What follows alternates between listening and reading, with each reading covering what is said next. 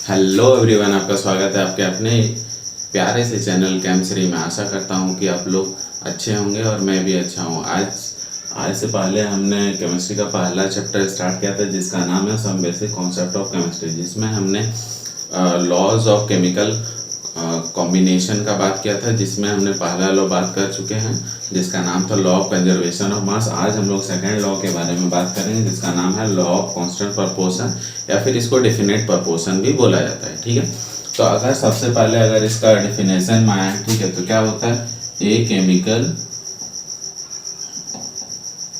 Compound always contain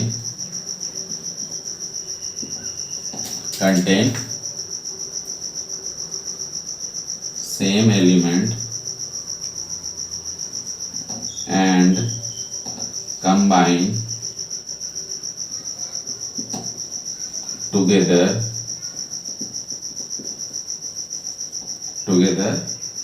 in proportion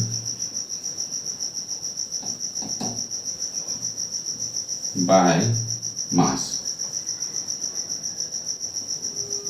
यहाँ पे in same proportion जोड़ सकते हैं। यहाँ पे क्या होगा, in same proportion by mass. ठीक है, तो ये डेफिनेशन रहा कि a chemical compound always contain same element and combine together in same proportion by mass. तो उदाहरण से समझते हैं, मतलब एक चीज है, मान लीजिए कि हम लोग ले लेते हैं सी वाटर। ठीक है, सी वाटर ले लिए, टैप वाटर और रेन वाटर।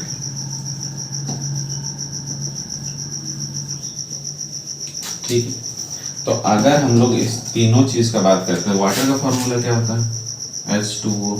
ठीक है, और हाइड्रोजन का मास क्या होता है हमारा 1 ग्राम, ऑक्सीजन का कितना होता है 16। तो अगर हम लोग यहाँ पे सबका अगर मास को का रेशियो ले, प्रोपोर्शन ले, तो ये क्या हो जाएगा, एक हाइड्रोजन है तो एक, दो है तो 2 हाइड्रोजन, और ये क्या हो गया 16। ठीक है, यहाँ पर भी क्या आ जाएगा 2:16, यहाँ पर भी क्या आ जाएगा 2:16। ठीक है, तो अगर हम लोग मास का कंपेयर करें तो ये सिंपलेस्ट फॉर्म में लाएंगे तो 1:8 तो बोल रहा है कि अगर कोई भी सोर्स हो, ठीक है, अगर सेम एलिमेंट यानी ऑक्सीजन और हाइड्रोजन अगर कंबाइन कर रहे हैं, ठीक है, तो वो लोग क्या बनाएंगे, वाटर बनाएंगे। लेकिन यहाँ पे देखिए, अगर 1 ग्राम हम लोग हाइड्रोजन यूज कर रहे हैं तो हम लोग को कितना ऑक्सीजन चाहिए होगा 8 ग्राम, चाहे वो सोर्स कहीं से भी वो वाटर लिया गया, उसका फॉर्मूला, और वो किस में, by fix proportion bye their mass से कंबाइन करेगा। मतलब 1 ग्राम अगर हाइड्रोजन लेंगे तो 8 ग्राम ऑक्सीजन हम लोग को चाहिए होगा। ठीक है, यही बोलता है हमारा लॉ ऑफ कांस्टेंट प्रोपोर्शन, या फिर इसको हम लोग क्या बोलते हैं, डेफिनेट प्रोपोर्शन। अच्छा, दूसरा अगर एग्जांपल का हम लोग बात करेंगे, मान लीजिए कि CaCO3 कैल्शियम कार्बोनेट। ठीक है, तो कैल्शियम कार्बोनेट का आप कहीं से भी लें, कहीं खदान से मिले या फिर ई करके मिले, ठीक है, तो उसमें कैल्शियम का क्या होगा, एक मोल होगा, कार्बन भी 1 होगा, और ऑक्सीजन इसमें क्या होगा 3। तो ये इसका रेशियो क्या होगा 1:3। ठीक है, तो ये इसका रेशियो होगा, क्योंकि कहीं से भी अगर हम इसको लेंगे तो इसके में अगर कैल्शियम कार्बोनेट बन रहा होगा तो उसमें 1 कैल्शियम होगा, 1 कार्बन होगा और 3 ऑक्सीजन कंबाइन कर रहे होंगे। तो यही है हमारा क्या है, लॉ ऑफ कांस्टेंट प्रोपोर्शन बोलता है। ठीक है, इस क्वेश्चन में हम लोग देखेंगे कि ये 2 एक्सपेरिमेंट दिया है, जिसमें पहला एक्सपेरिमेंट में बोला गया है कि 0.243 gram of Mg bonds with oxygen yields 0.4030 gram of Mg, और दूसरा एक्सपेरिमेंट वही कंडक्ट करवाया गया। ठीक है, उसमें क्या हुआ कि हम लोग 0.182 ग्राम ऑफ Mg लिए जो ऑक्सीजन में बर्न हुआ, और 0.302 ग्राम ऑफ मैग्नीशियम ऑक्साइड। ठीक है, तो इसका हम लोग लिख लेंगे इक्वेशन को, Mg प्लस O2 क्या बना, MgO। ठीक है, मैग्नीशियम ऑक्साइड बना। ठीक है, तो हम लोग एक्सपेरिमेंट वाइज ले लेंगे। ठीक है, ऐसे एक टेबल बना लेते हैं। ठीक है, तो टेबल में हम लोग क्या लिखेंगे, पहला कंपाउंड क्या था Mg। ठीक है। दूसरा कंपाउंड क्या है, O2, और तीसरा कंपाउंड क्या बना, MgO। तो हम लोग को सब दे दिया ना। एक्सपेरिमेंट नंबर 1 में क्या दिया हुआ है, कितना ग्राम ऑफ Mg है, तो उसको लिख देंगे 0.243 ग्राम। इसमें क्या है, बना कितना, 0.4030 ग्राम बना, ठीक है।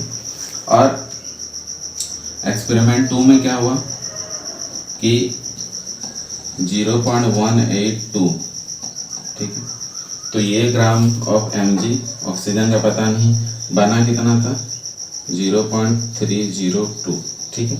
अगर हम इसको माइनस करेंगे, ठीक है, तो हमारा क्या आ जाएगा, हम लोग जानते हैं ना कि अगर मान लीजिए कि ये तो मेरा नहीं दिया हुआ है, तो ये x मान ले, ये दिया है, तो अगर प्रोडक्ट में से अगर हम लोग इसको अगर माइनस कर देंगे तो ये कितना है वो मिल जाए, क्योंकि law of conservation of mass तो हम लोग का यही बोलता है कि mass of the reactants is equal to mass of the product, ठीक है। तो अगर इससे इसको माइनस करेंगे तो क्या होगा, इस जीरो का कोई मतलब नहीं, 3 में 3 गया, 0.160 और इसका क्या आ जाएगा 0.120। तो इसको आप निकाल के देख लीजिएगा। फिर हम लोग चेक करेंगे क्या ये लॉ ऑफ कांस्टेंट प्रोपोर्शन को बिलोंग करता है कि नहीं, क्योंकि वो क्या बोला था कि फिक्स प्रोपोर्शन में ही कोई भी कंपाउंड क्या करेगा, कंबाइन करेगा, ठीक है। चाहे इधर देख लेते हैं क्या बात है कि इसका ये दोनों का ले लेते हैं, तो Mg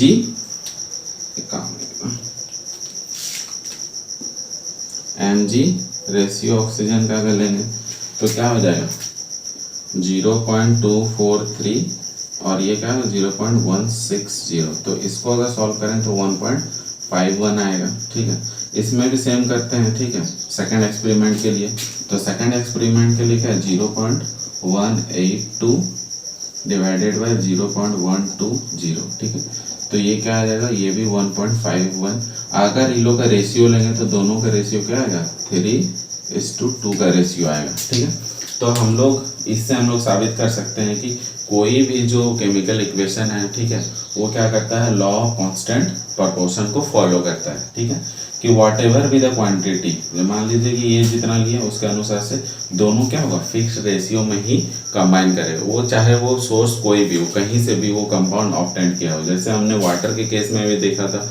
और इस एक्सपेरिमेंटल डाटा ने ये शो भी कर दिया कि हाँ ये चीज़ पॉसिबल है, ठीक है। तो यही कहता है लॉ ऑफ कांस्टेंट प्रोपोर्शन। अगर आपको ये वीडियो अच्छा लगा है तो इस चैनल को लाइक, शेयर एंड सब्सक्राइब जरूर कीजिएगा।